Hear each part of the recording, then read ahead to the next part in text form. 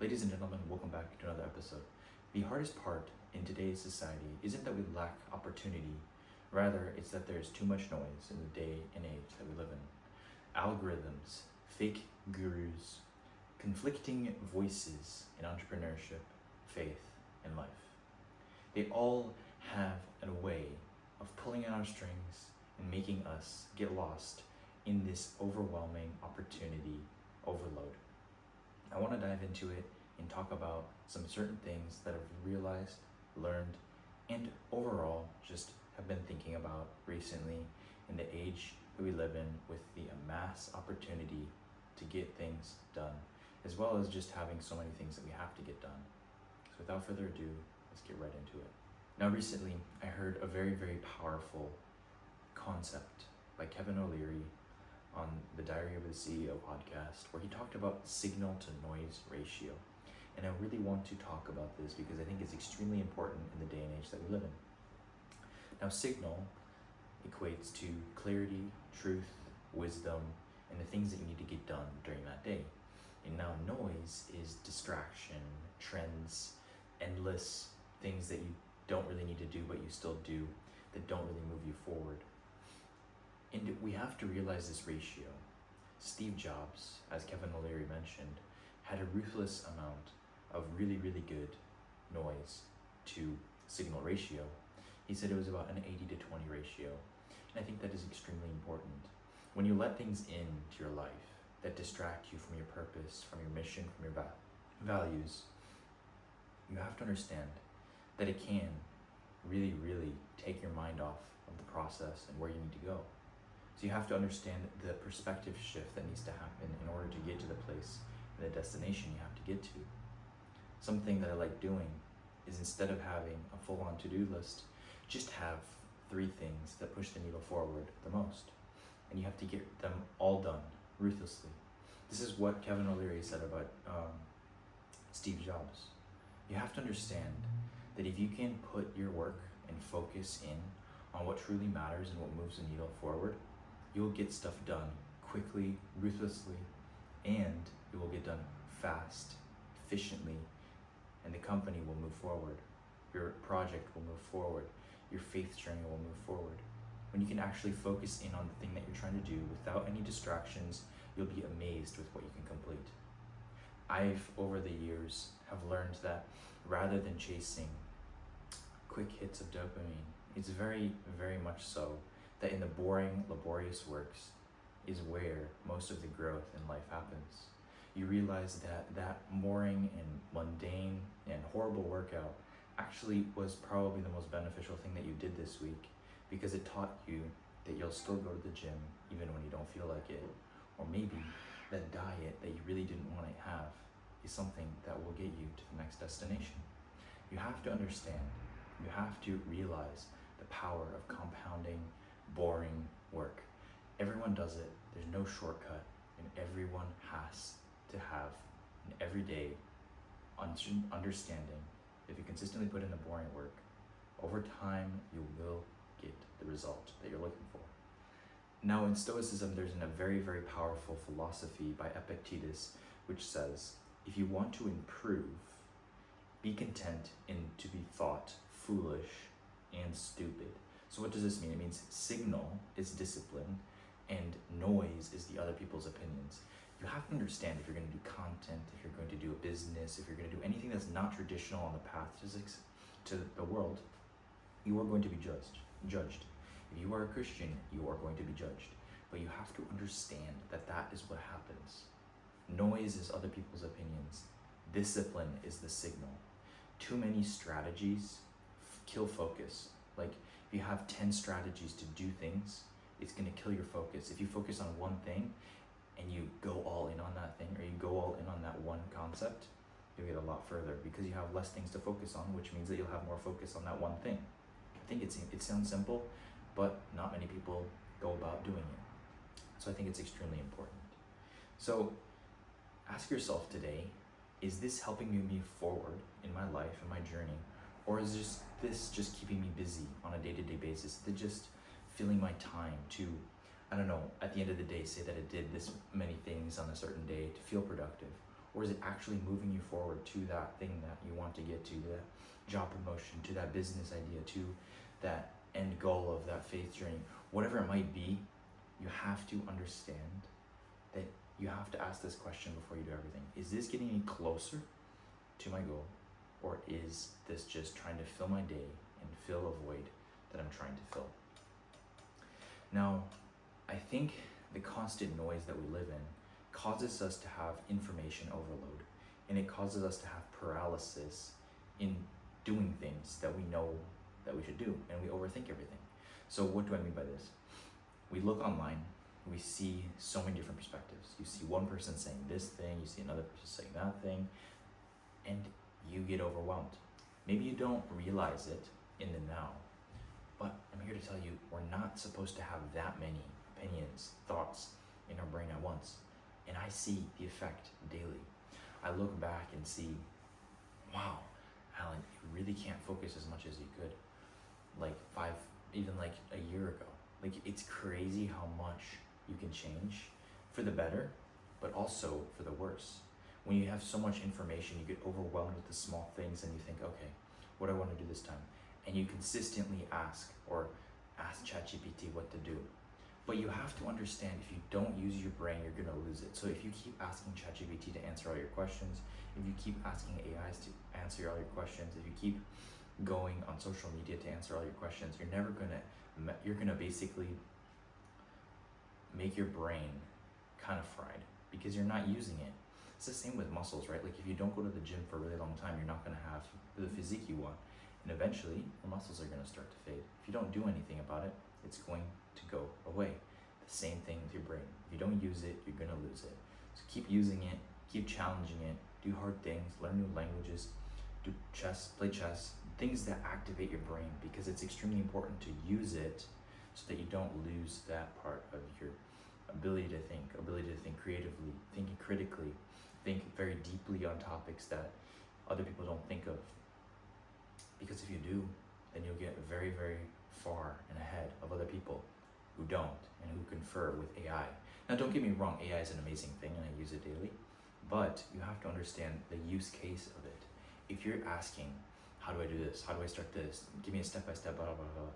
You're asking every single thing to the ChatGPT, or you're asking every single thing to Perplexity or Claude. Yes, it helps get your thoughts down. Yes, it's gonna help so much, but you have to understand, if you're trying to think, just allow yourself to think without ChatGPT. Allow yourself to come up with ideas without ChatGPT, and then confer with ChatGPT. Okay, I have this idea. How can I put this into play? How can I use this to better XYZ? Use ChatGPT as a tool, not as a replacement of your mind. Now, in 1 Corinthians 14:33, it says, "For God is not a God of confusion, but of peace." When you put all your faith in Him, He gives you so much peace, it's overwhelming. You have to understand, sometimes in life, God might seem distant. He might not seem right there with you. But if you trust in Him, He'll give you so much peace, more than you possibly can imagine, and it is so, so beautiful. I think that noise really kills the momentum, and signal creates movement in our life. Like, noise really does kill momentum, and the way that I like to think of it is, if you're on a rocket ship, or if you're on whatever it might be that builds momentum, like a car, or like if you're going down, or let's say, okay, let me put it this way. If you are building a snowball, and you're pushing it, and it slowly gets bigger, eventually, if you're putting it down a hill, it's gonna roll by itself, and it's building momentum. But in the beginning, it's extremely hard to start building that ball and starts building it bigger and bigger and bigger. It takes effort to move that first amount. In business, in life, in anything, the beginning is always the hardest. And you have to understand, if you get over that hump, the momentum eventually will take over. And will that be a year? Will that be 2 years? Will that be a couple months? I cannot tell you the answer to that. But what I can tell you is, it's going to be harder now when you start than it is when you're going to be moving forward through life. Now, when I say momentum, or noise kills momentum, what I mean is instead of rolling that snowball, let's say we watch social media, and now what I'm going to do is I'm going to cut part of the snowball so that it's flat on one side so it's harder to roll. Okay, now I'm going to watch Netflix for 2 hours a day and I'm going to cut a little bit more off the snowball. Or now I'm going to eat junk food, I'm going to cut a bit more off the snowball. You understand? It's counterproductive. You're cutting into the progress that you're making. You're making it harder for yourself in the future. You're not making it easier on yourself. Now, over time, it consistently gets harder and it's going to take longer because you have less focus on the thing, the product, the idea, the faith journey that you once had. So, what you have to do is try to limit the noise into your life. Now, it's impossible to get all of it out, and I think honestly you probably want some things in, because if you don't have some internal or external input, then you're kind of lost in what you need to do. So the ratio Kevin O'Leary was talking about with Steve Jobs was 80-20, 80% signal, 20% noise. This allows for an amazing balance between the two. Signal now creates movement. It is the things that you do. Like, let's say you put down 3 things that you have to do during the day, and you complete those things ruthlessly.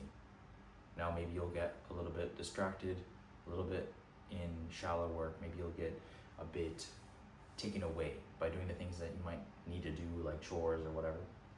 But overall, that signal will keep you aligned with the thing that you want to get to faster, more effectively, quicker. And it will get you to the destination. It will get you to that journey that you need to get to. It will get you to that product that you've been looking for, because you're focused, determined to get those things done. So, how can we train our ears, our minds to signal so that we can become better at identifying what is signal versus what is noise? Now, discernment is a muscle that you can train. And how can we recognize this signal in our life is, I think, comes down to a couple things. It's principles, consistency, and alignment with your values. Okay, so principles are like things that you go by and things that you know that you need to do in that business. So, or that life, whatever you're doing. In principles, I think, are pretty self-explanatory, but in a way that I like putting them in is like, okay, I have this principle, I'm never gonna break it. I have that principle, I'm never gonna break it. Now, consistency is the consistent use or the consistent working through those principles. And alignment with your values is aligning those principles with your values, aligning those thoughts that you need to do with your values so that you're all aligned, so that the signal that you're doing is actually what you want in your life. So I think the Holy Spirit is the ultimate filter. And I don't know if that's the right way to put it, but that's how I put it in my notes. And I think it's interesting how I put it. But in Isaiah 30:21, it says, "Whether you turn to the right or to the left, your ears will hear your voice behind you, saying, 'This is the way, walk in it.'" In business, you have to trust mentors, you have to have proven systems, you have to have data that you follow. In faith, you have to pray, you have to have the confidence in the Lord. In relationships, you have to have trust, you have to, there's so many things that I could just go on and ramble about, but I think you get the point of what I'm trying to say. So something that you could do is identify 3 sources of noise in your daily life and 3 signals in your life. And when I say signals, I mean like, okay, what could I do that is a signal that moves me towards my goal? And 3 sources of noise. I mean, that's self-explanatory. Maybe it's TV, maybe it's social media, maybe it's calling your friends too much. I don't know what it is. But whatever it might be, you have to identify those things. And it's extremely important to know those different things. So signal in business and strategy is also very, very important. And let's think of it this way. So entrepreneurs, many of them fall into trends, into the TikTok hacks, shortcuts, overnight success, you know? And honestly, you can't blame them. It's very, very easy to fall into the trap of the dopamine rush. You get so much dopamine for chasing one thing. When that motivation runs out, you're like, okay, let's go on social media and try to find the next thing. You go until that dopamine runs out, and then you go to the next thing. And every single time, it just goes over and over and over and over. And you don't really get anywhere because you're moving throughout time, and you're like, over time, you're just getting a little bit more dopamine. And it's not that effective. Now, I think it's really important to understand signals and understand that it's very important. So in the fundamentals, building trust, you have to create value, you have to service your audience correctly, and you have to steward your resources. So, for example, Amazon, the company, focused on customer obsession, right? And that's signal. Something that would have been noise would have been a trend, right? In that day and age, it was not common for people to do anything online. They thought it was gimmicky, they thought it was fake, they didn't think it was real. They could have followed that noise. They could have followed, okay, yeah, they're right. We're not gonna do this. And Jeff could have said, okay, I'm not gonna do all this because I think that it's not gonna work out. If he didn't have the self-belief in him and he didn't put in the value, the signal, obsessing over the customers that he had, then there probably wouldn't be an Amazon that we use daily all over the world and get things in like absurdly quickly paces. Like if you look back 30 years, let's go back 30 years to, what year is it, 2025? So that would be 1995, okay. So 30 years would be 1995. Amazon would not have been created yet, or at least in the way that we see fashion now. And we have to understand that everything that we do, everything that we can think of 30 or even 50 years ago is pretty much non-existent 50 years ago. If you just sit in that thought and think that we can change that much in 50 years, imagine what you, one person, can do in a year, okay? It took a whole world 50 years, only 50 years, to create so much in this world. Imagine what 1 year of focused signal to noise ratio work in whatever field that you were doing would get you. Everyone knows they can change their life in 1 year if they actually focus in on what they're doing. I know if I look back a year from today, I'm a completely different person, mentally, emotionally, spiritually, financially, and you have to understand over time you will grow. Now, does every year look like a 0 to 1? No. But can you completely and utterly change your life in 1 year? Yes. And if you do not believe you can, go look online. Go see the countless people who have done it. Now, this is not to say that it's going to belittle you. I'm not going to say that this is signal, which is kind of noise. But in the same way, it can tell you and showcase to you that it's possible to get to the place that you want to get to. And that using that motivation to finding your own signal, to finding your own signal to noise ratio is extremely and utterly important for your success. Noise is very loud, and signal is going to be very quiet. Noise is going to grab attention, but signal is going to build your foundation for your future fame. You have to understand that if you continue to get distracted by the noise of the world, you get distracted by the ideas of the world, it's going to be very hard to build what you're trying to build. But if you instead follow God, if you instead consistently improve, if you instead find what you want to do with this life, if you instead instead of taking things for granted, you shift your perspective and start being grateful for everything that you have.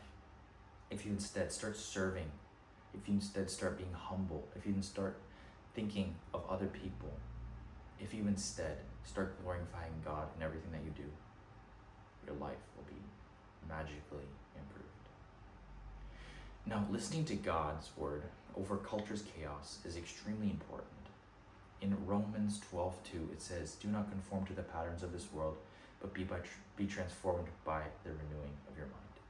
The world shouts, more, faster, now, but God often whispers, wait, refine, grow with me. Everyone wants to move fast. Everyone wants to have that amazing breakthrough moment. Believe me, I do too. But sometimes God is not taking away the problems in your life because he wants to teach you something. Have you ever thought that because you're not getting to the place you want to, it's because God is trying to teach you to learn patience?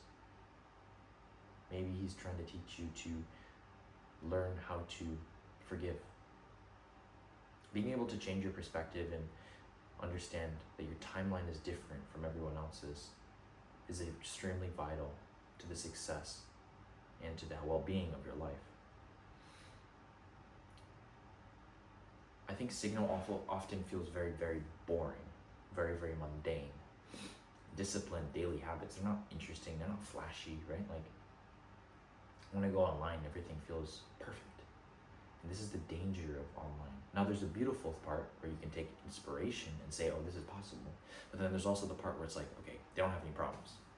Why am I even going online? Like, they're perfect. They're not. They just show the positive sides of their life. Sometimes the most happy people online are the most miserable inside. Not all the time, but sometimes they are. And you have to understand that and be aware that no one's perfect. Everyone has flaws, everyone has mistakes, and everyone has parts of them that they need to improve on. But that noise, that boring work that you do on a day-to-day basis, that's what's gonna produce the fruit in your life.